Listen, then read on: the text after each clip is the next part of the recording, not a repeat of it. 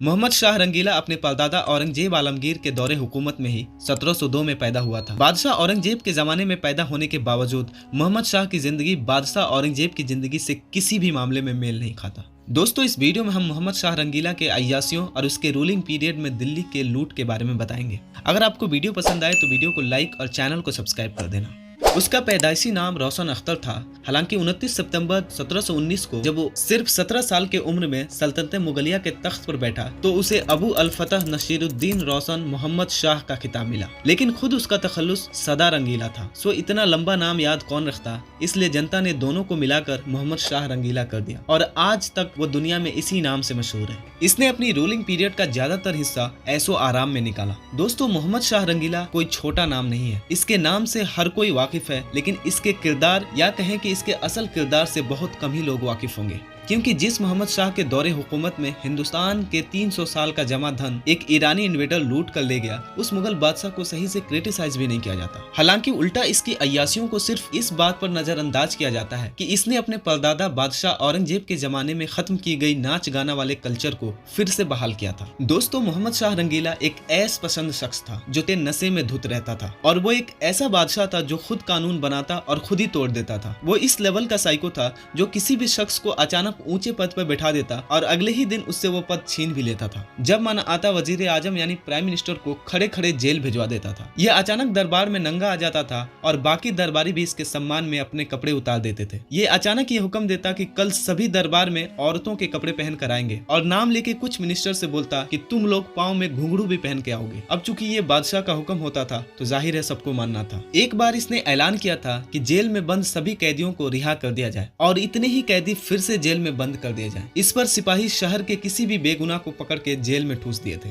दोस्तों, मोहम्मद शाह के बारे में ये भी मशहूर है कि ये तवाइफों के साथ दरबार में आता था और इनके टांगों, बाजुओं और पेट पर लेटकर दरबारी कामकाज देखता था। शराब के नशे में इस कदर धुत रहता कि अपनी महल की कनीजों पर बहुत जुल्म करता था। इसका एक घोड़ा था जिसको इसने मंत्री का दर्जा दे रखा था और ये घोड़ा इसके साथ तब से था जब इसको बादशाह तो दो, दरबार में एक मुलाजिम बनने की भी उम्मीद नहीं थी। इसको दरबार में जनाना कपड़े पहनकर आने और औरतों की तरह हरकत करने की वजह से एक बार यह अफवाह फैल गई कि बादशाह नामर्द हो गया है। तो इस अफवाह को गलत साबित करने के लिए इसने खुद ये हुक्म दिया और एक ऐसा पेंटिंग बनवाया जिसमें ये कनीजों के साथ फिजिकल होते हुए दिखाया गया है। दोस्तों, इसी अय्यास बादशाह के रूलिंग पीरियड में दिल्ली पर ईरानी इन्वेडर नादिर शाह ने अटैक किया था और दिल्ली को तहस नहस करके मुगलों के 300 साल का जमा धन लूट ले गया था। नादिर शाह 1739 में हिंदुस्तान आने के मशहूर रास्ते खैबर दर्रे को पार करके हिंदुस्तान में दाखिल हो गया। कहा जाता है कि मोहम्मद शाह को जब भी बताया जाता कि नादिर शाह की फौजें आगे बढ़ रही हैं, तो वो यही कहता कि हनूज दिल्ली दूरस्त, यानी अभी दिल्ली बहुत दूर है, अभी से फिक्र की क्या बात। और जब नादिर शाह दिल्ली से 100 मील दूर पहुंच गया तो मुगल शहंशाह को जिंदगी में पहली बार अपनी फौजों का नेतृत्व तो खुद करना पड़ा। ये पहली बार था जब अपनी महल के बाहर जंग के लिए निकला था। उसके लश्कर की कुल तादाद 1 लाख से कुछ ही ऊपर थी और उसके मुकाबले पर ईरानी फौज सिर्फ 55,000 की थी।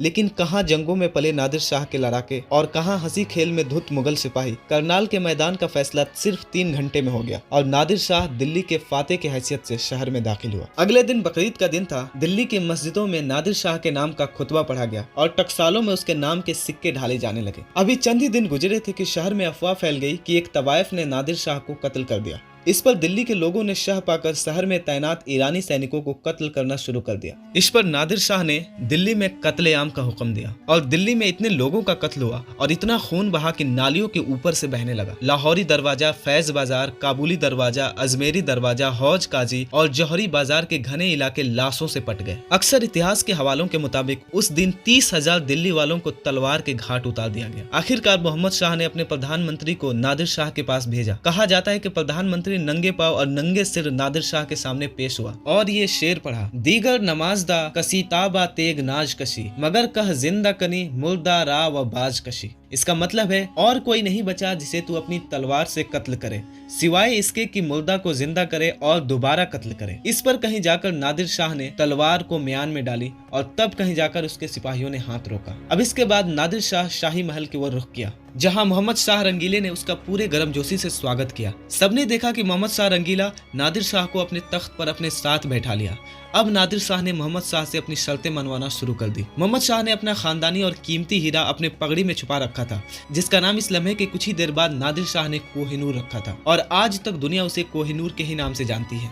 मोहम्मद शाह ने कोहिनूर को अपने पगड़ी में छुपा लिया था क्योंकि उसे डर था कि नादिर शाह को अगर इस हीरे का पता चलेगा तो वो ये हीरा कभी नहीं छोड़ेगा। लेकिन नादिर शाह को ये इत्तला पहले ही मिल चुकी थी कि हीरा मोहम्मद शाह के पगड़ी में है, क्योंकि उसने अपना मुखबिर पूरे शाही महल के चप्पे चप्पे में फैला रखे थे। नादिर शाह तख्त पर साथ बैठते ही मोहम्मद शाह को अपना मुंह बोला भाई बना लिया और बोला कि जिस तरह औरतें अपना दुपट्टा बदलकर आपस में बहनें बन जाती हैं, क्यों ना हम दोनों अपना पगड़ी बदलकर भाई बन जाए। ये कहकर नादिर शाह ने मोहम्मद शाह के सर से पगड़ी उतारकर अपने सर पे रख ली और अपनी पगड़ी मोहम्मद शाह के सर पे रख दी। इस तरह कोहिनूर बड़ी सफाई के साथ नादिर शाह के पास आ गया। इसके अलावा विजेता बादशाह ने कहा कि मोहम्मद शाह अपनी बेटी का निकाह उसके बेटे से पढ़वा दे ताकि दोनों भाइयों का ये रिश्ता और मजबूत हो जाए। चूंकि मोहम्मद शाह एक हारा हुआ बादशाह था, इसलिए उसके पास नादिर शाह की बात मानने के अलावा और कोई ऑप्शन नहीं था। दोस्तों, नादिर शाह कोहिनूर हीरे के अलावा तख्ते ताउस और भारत से इतना धन लूट के ले गया कि उसने अपने देश में अगले 3 सालों तक कोई टैक्स नहीं लिया।